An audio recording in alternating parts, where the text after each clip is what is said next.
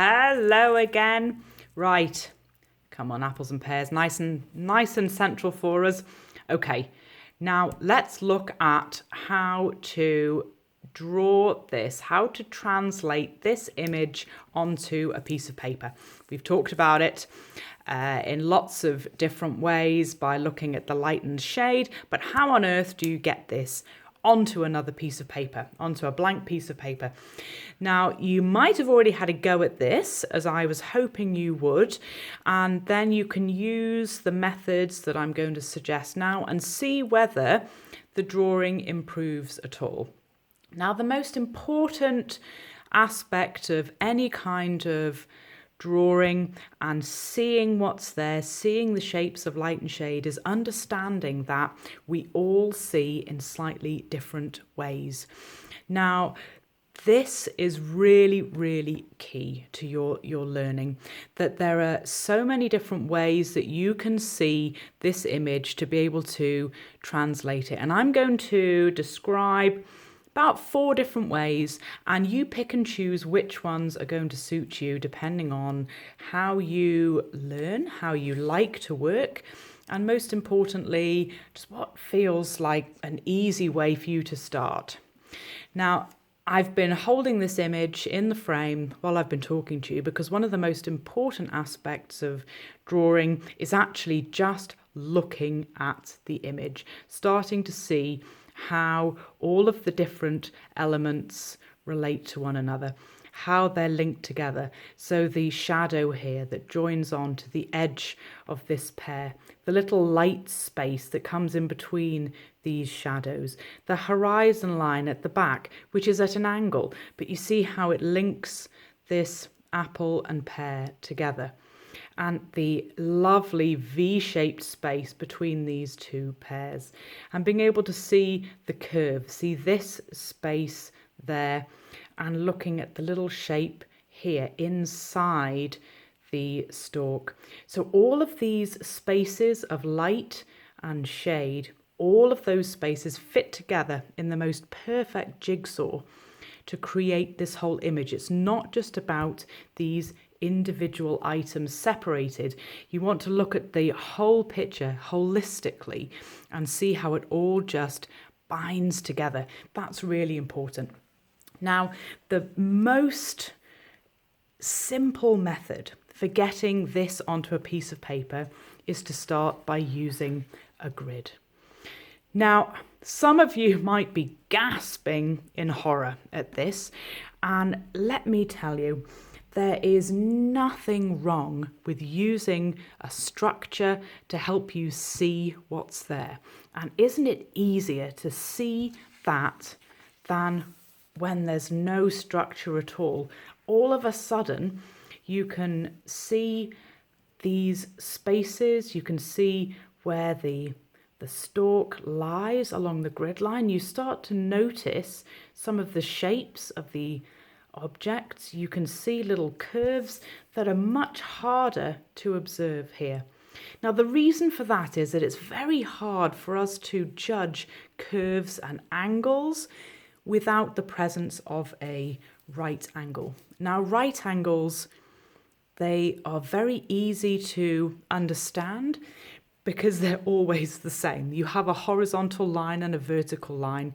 As long as they're perpendicular to the floor, that means as if they are at right angles to the floor. If your horizontal line is parallel to the floor and your vertical line is directly straight up, they never vary.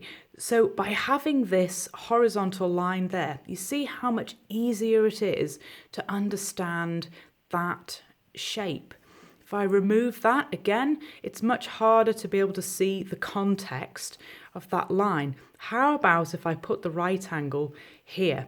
Suddenly, look at what we notice. We can see that this apple certainly isn't circular, because the furthest point to the left here, the furthest point of that apple, is about 1/3 of the way down the fruit. If it was split into 3, 1, 2, 3.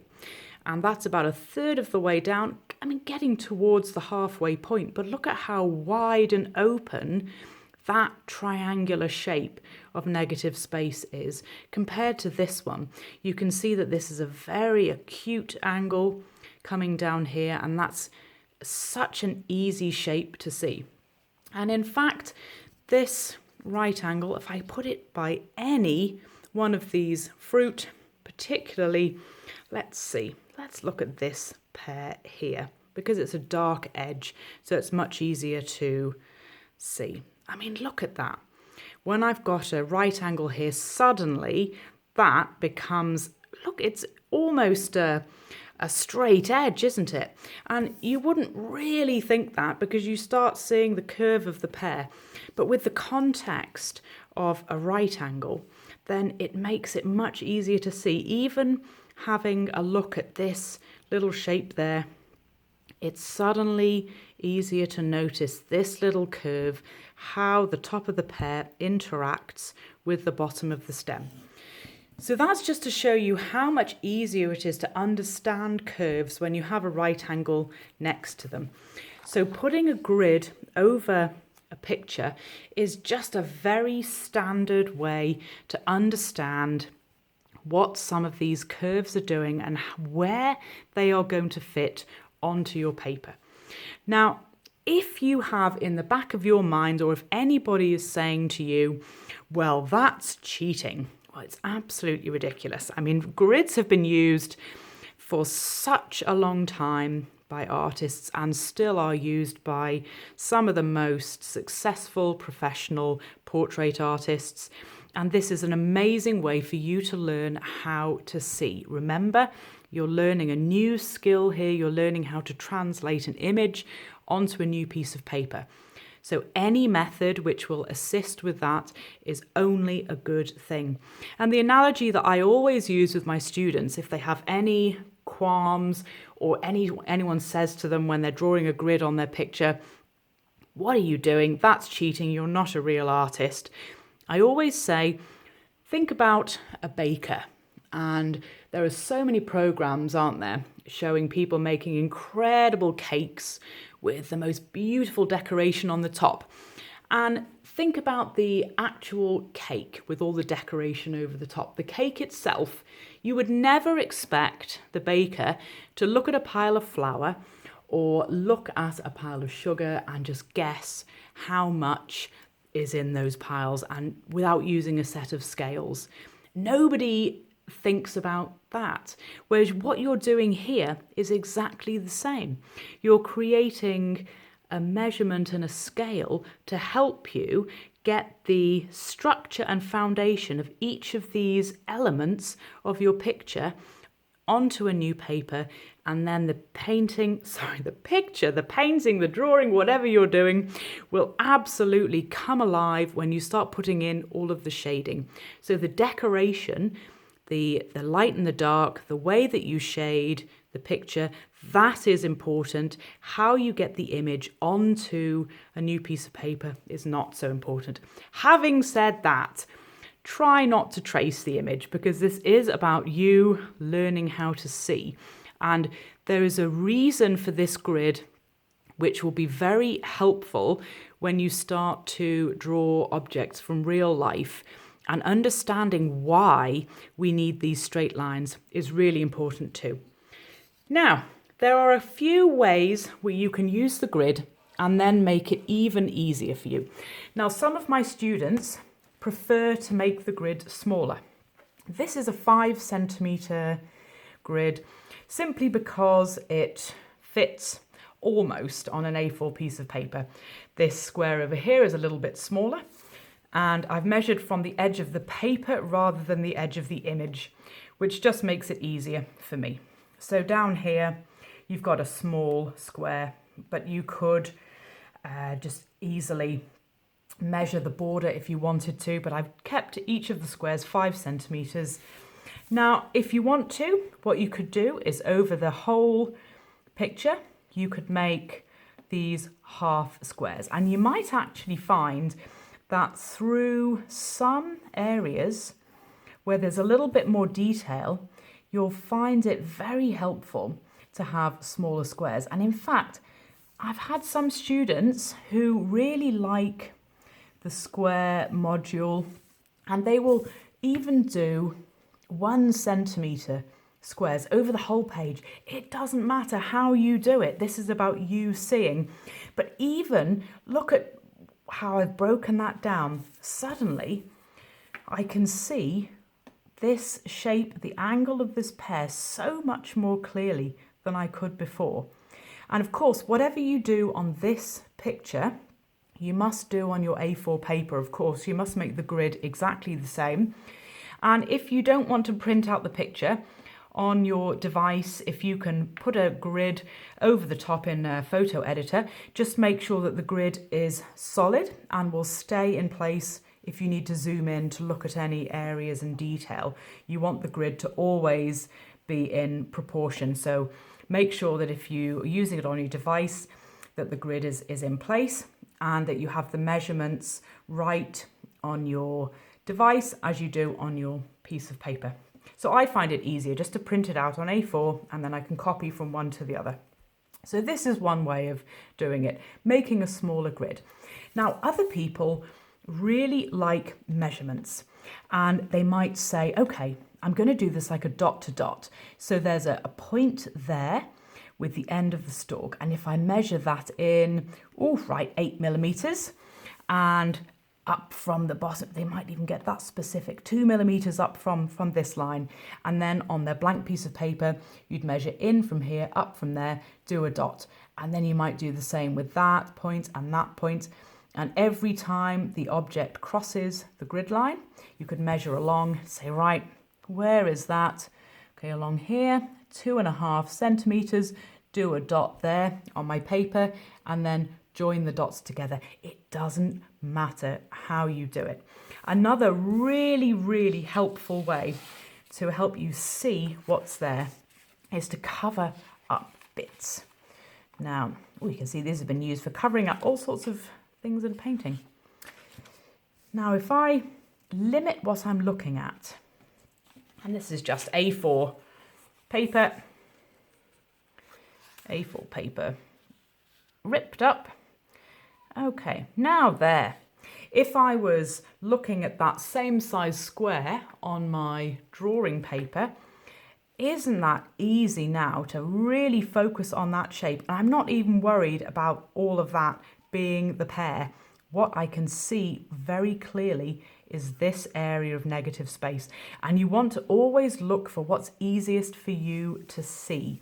Some people see the dark spaces more easily, other people see the light spaces.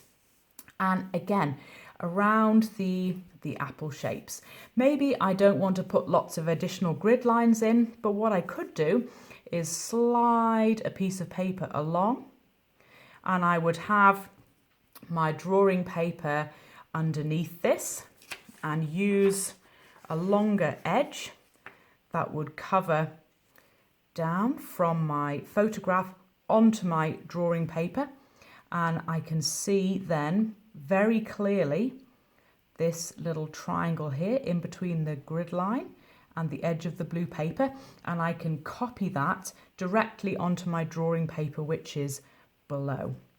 Okay, it's always about using the grid to help you see these shapes, and I promise that not only are some of these shapes quite deceptive in their angle, but that this just makes it so easy, and it doesn't have to feel tight.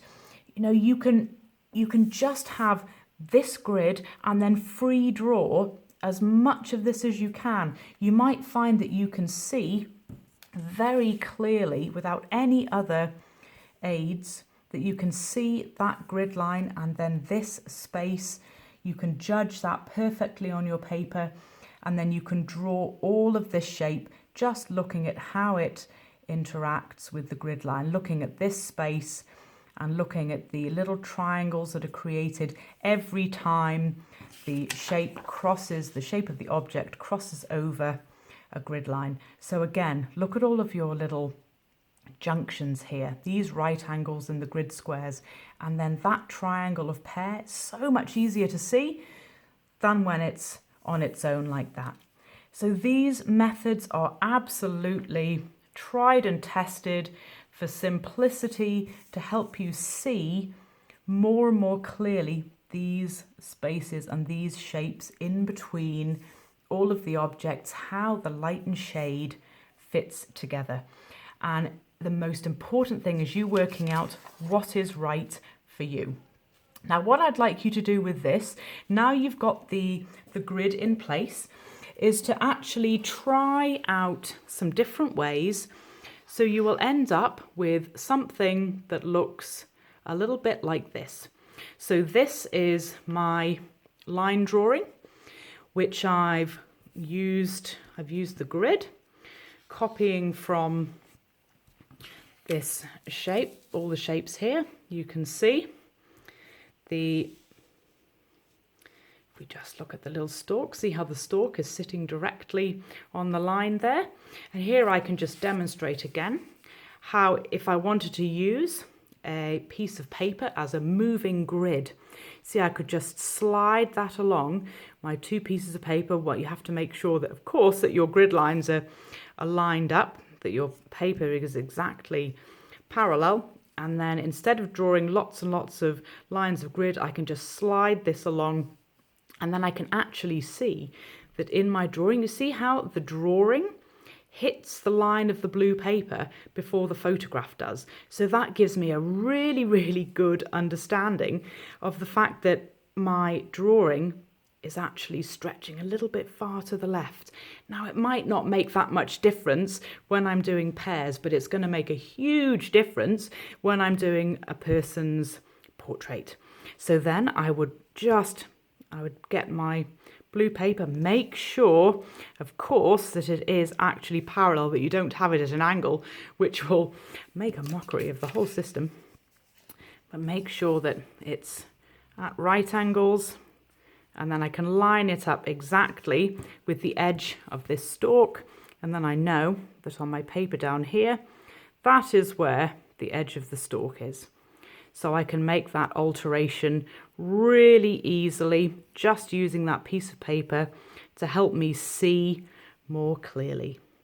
So it's that easy. It can be such a joy to be able to translate an image very quickly onto a fresh piece of paper using all of those methods, which just make seeing so much easier. Now, when you've done the line drawing on here, you can either choose to go for charcoal, or you can work this in pencil. So you can look at the two tutorials that I've done for those, where I've demonstrated on this pear in the center. You might want to rub out some of your grid lines first, so you can see the shapes much more clearly, and so you don't have those lines over the picture afterwards. Or of course you can try it on black paper with white chalk, which is another of the tutorials that I've shown. So I think I might do this one in charcoal, because I do love the way that that looks. But for you now, you have a completely new way of drawing, which is going to help you with absolutely anything. And you can use this method, of course, for absolutely all your photographs. Do the grid on the photograph, make sure it's the same size for your paper, and it will help you to see the image perfectly. Now go and have some fun. See you later. Bye bye.